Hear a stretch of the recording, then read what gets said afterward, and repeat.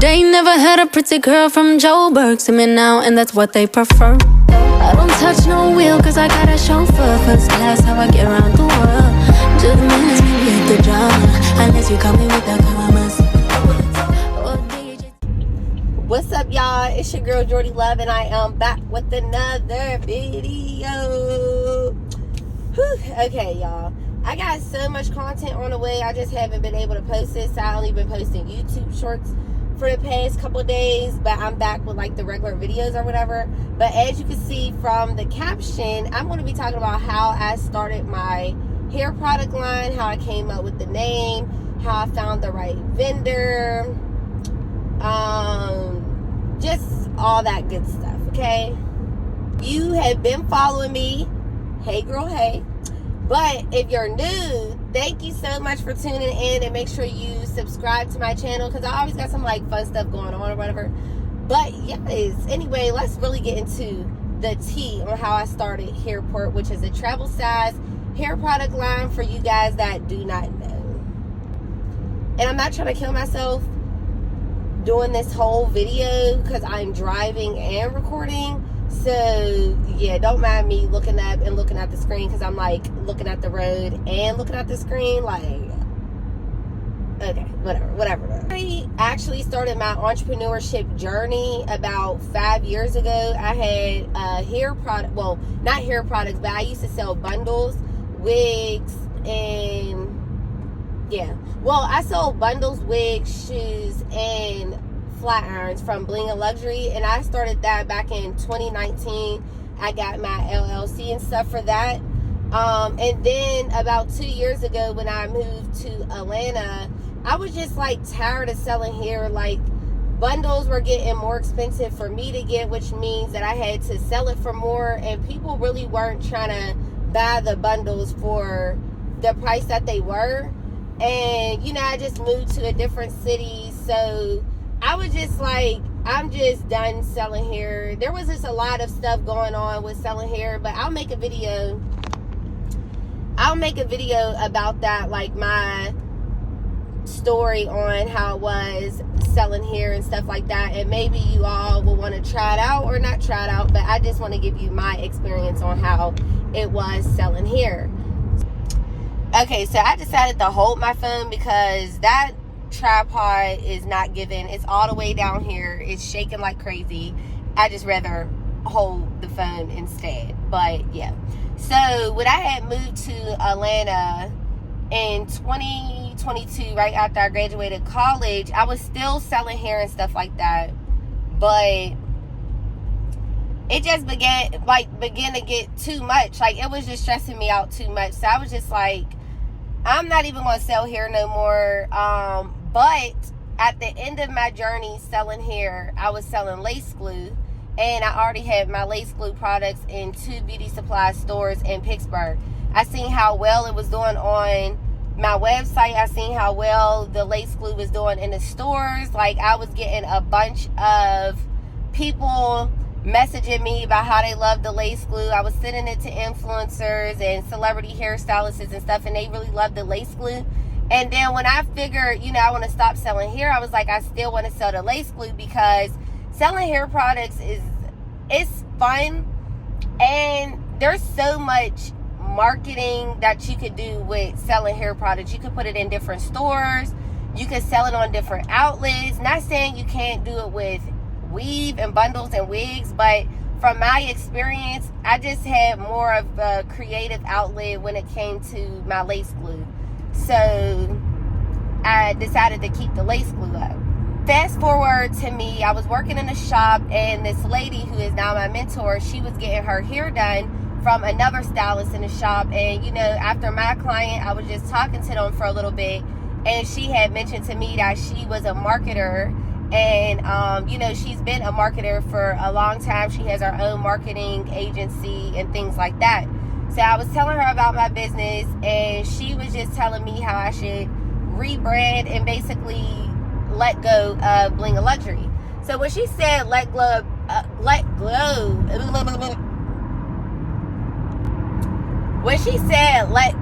of Bling a Luxury, I was just like, it's crazy because I've been over that name for a minute now, and I just didn't get to really figure out what I wanted to rename my company, because I know that I wanted to always have a business still and still do my thing, but I just felt like Bling and Luxury was like really childish, and it was like not global. Like, it wasn't global. It's kind of hard to figure out what Bling and Luxury is. Like, when you see Bling and Luxury, if you didn't know, you wouldn't know that we sold here. So I was already looking to get a new name. So once she said that, it really was like, okay, yeah, let's change the name, because this is coming from a professional, somebody with a lot of experience, and I think that I should just take this advice that she's giving me. So I went home, I brainstormed, me and one of my old friends, we had brainstormed, and we came up with a name. We came up with like 6 different names. None of the names, like, the names were really good, but they didn't really hit. So then she had said Hairport, and when she said Hairport, I had seen that no one on Instagram had that name. So then I went to my other friend, or lady that I know, and she does trademarking and stuff like that. I had her look up the name Hairport to see, like, you know, if anybody had it, and somebody does have it, but they sell scrunchies and stuff like that, so it was in a different category.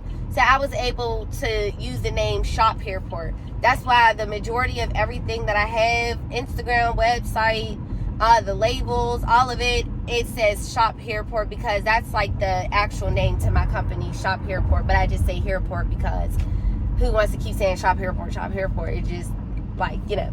But yeah, lucky, because I already had a vendor that made my glue, and the glue was amazing. Everybody loved it. You know, I didn't get, like, you know, bad reviews. Keep in mind, everybody's skin is different, so everybody is going to feel differently about, you know, my products or whatever, but the majority of people loved it. I loved it. So I was like, okay, yes, we're going to keep the glue. So whenever I came up with Hairport, I'm like, you know what, this is a pretty dope concept, travel size hair products. And my mind just went spiraling. And I was like, you know what, let me see what other products my manufacturer in this factory makes. So I already had the remover on there as well. So I already had 2 products from Bling and Luxury that I moved to Hairport. So it was the remover and it was the glue. And then I had all different sizes in the glue. But then I seen the manufacturer made miniature mousses, edge control brushes, all of the stuff that I have, they made. And it was all tea. Like, I did have to but basically upgrade my edge control tamer to what I have now, which is 20 times better. But I have a new manufacturer that makes that, and literally everyone loves this edge control way better. Like, it holds all day. I did my edges this morning, and my edges are literally still laid. Didn't have to touch it up, nothing. I even slicked my ponytail back with the edge tamer as well. So it was just way better. That's a little backstory of how I got and came up with Hairport and the hair product line or whatever. But as far as my business, I'm gonna get into the story about how I even became an entrepreneur. I did have a job. I worked at Eaton Park. If y'all don't know what that is, it's like Denny's, if you have a Denny's in your city or state, but it's just like a diner or whatever. And I was a server there, and I was a hostess there. So I did, look at these people staring at me. Hey. Okay, so yeah, I was a waitress and a host at Eaton Park since I was 16, 17, and then that was it, because I ended up quitting there. And then when I quit there, I started braiding hair. I was doing hair. So I've been doing hair and braids for the past 8 years. Literally 8 years, been doing braids, wig installs. Well, I just recently started doing wig installs like maybe 2 years ago, but I've been doing braids and stuff for like 8 years now. So that was like a start of entrepreneurship, but it wasn't really like, that was like, okay, I love making my own money. I love making my own schedule. I just love it. And I didn't really know that it was called entrepreneurship because I wasn't really deep into that just yet. But what I really, really started entrepreneurship is when I went away to school. I went to Pitt Johnstown my freshman year of college, and I was like sitting there and I was so upset and frustrated because it was so hard for me to get a job. And I don't know if this is like a full circle moment, because I just feel like it's always been hard for me to get a job. Like, what the heck? I feel like I was just born to be an entrepreneur at this point, because now that I'm thinking about it, I started my whole business because I wasn't able to get a job. At the age of 17, 18, I started my own business because I was not able to get a job up at college. Like, I applied to like the local mall stores, I applied to Walmart, all of this. Like, and I had to settle to work in the college cafeteria. Like, that's the only job I was able to get. And my college that I went to, it was predominantly white, well, Caucasian, so there wasn't anybody getting braids or anything like that, how it was when I was in high school. So now I'm like, I need money. Like, I always just wanted my own money. I didn't have no bills or nothing in college or anything like that, but I just wanted my own money. So I had this one friend, and she was Indian, and her family had like a factory where they sold hair, and literally it was up. Like, once she told me that, my mind just went crazy. Called my dad, and I was like, yes, like, I want to start selling hair. And he already was like, you should start selling hair. You should start selling hair because you do hair, so why not sell it? So, you know, I kind of like took what he said as a grain of salt, whatever the case may be, until I really sat in my dorm room and I was like, wait, I could really turn it up. And then my sister, Shalea, she is my older sister. She has her own company, Blinkfly. And I seen, you know, her be an entrepreneur and stuff like that. And it just like was inspiring. So when I seen her doing it, and then my dad was like, you should start selling hair, the first person I went to for some business advice was my older sister. So she was able to like put me into connection with this guy, Aaron, who is like one of my friends now. He does LLCs. He does a lot of stuff, but he did my LLC. He did my virtual mailbox and address. He did basically all my paperwork. So in college, you're pretty much broke. I did not have no money in college. I didn't know how I was about to get the money to buy the hair. I didn't know how I was about to get the money to get the LLC or nothing like that. But luckily, I came up with this plan and idea like November of 2018.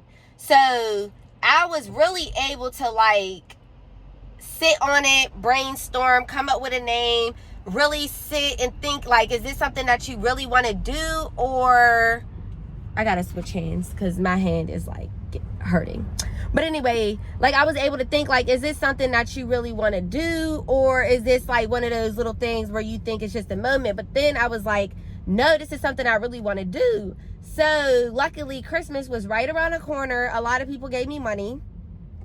So responsible me, not teenage me, responsible me, went to Aaron and I was like, here, I have $400. This is all my Christmas money. I want you to give me an LLC. And then once I did that, my dad seen that I was serious and he was like, okay, here goes some money to get the bundles, but you got to pay me back. So when he said I got to pay him back, I was like, you know what? I have to be serious because I can't not give my dad his money back. Like I had to show him that I'm serious and I could stick to my word and give him his money back. So once I got that, it was lit.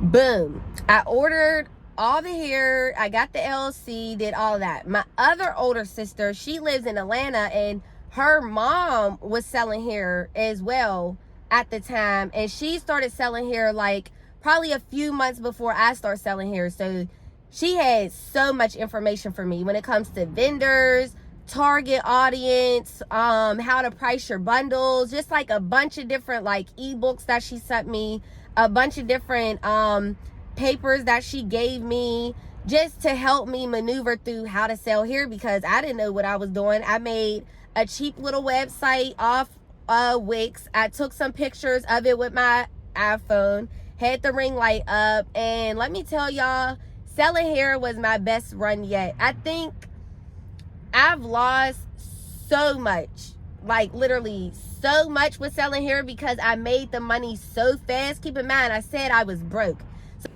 So just imagine being 18 years old, freshman in college, with no money. Like, I mean, it was money, but it was like, I was happy if I made it past $400 in my account, literally. I don't know how my account even got this low, because like I said, I was doing hair, but this was like a minute ago. This was like 6 years ago. So we weren't doing knotless just yet. Like, we weren't charging $30 for medium box braids. Like, it was really nothing. Like, it was just money to get me in and out of the high school football and basketball games. And as long as I had money to get my prom dress and prom stuff, I didn't care what I had left in there. And then I was going to school, so I used all of my graduation money on like buying little decorations for my dorm. Like, I didn't care about money. Like, we didn't care about clothes or anything, or cars. Like, nothing like that. I had a car, it was paid off. All I needed to do was put gas in it. I didn't care. Like, you know,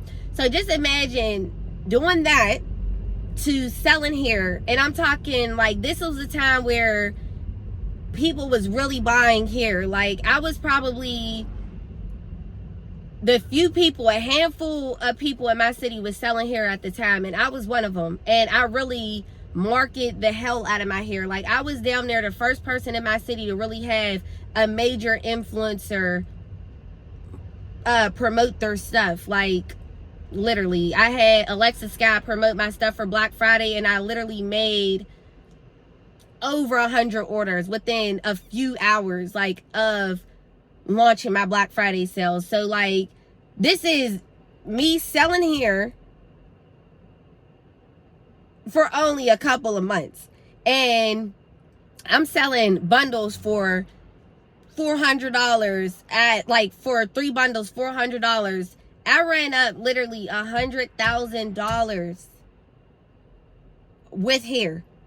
Y'all can only imagine how I blew that so fast, being 18 years old, not knowing nothing. I didn't sell nothing in my life. I only did hair, and I was a waitress at Eaton Park making $2 an hour with a couple dollars in tips. I thought $40 in tips was a cool night to me, like, literally. So once I did that and knew how much money and how much freedom you have in entrepreneurship, I stuck to it. But I think I was a little bit spoiled my first year of, you know, having a business, because I made so many poor decisions as far as, you know, giving influencers money that didn't make me my money back. And I'll talk about that in a video as well. And also, like, investing into these business coaches that really don't give out information, good information at that, just absolutely nothing. I'm talking thousands of dollars going down the drain, just investing into bull crap that I could have literally saved my money. Like, saved my money, and I wasted it. But it's okay, because I have a business still today, and I'm doing great with it. So I'm not complaining about it. I'm actually very, very grateful I was able to even go through that and blow through money like that, because a lot of people don't even touch 6 figures in their business until the 3rd and 4th year being in it. And I was able to do it my 1st and 2nd year of selling hair. So I was grateful for that. But yeah, let's reel it back in. So I was able to find a vendor, get the I found the vendor first. This is what I did.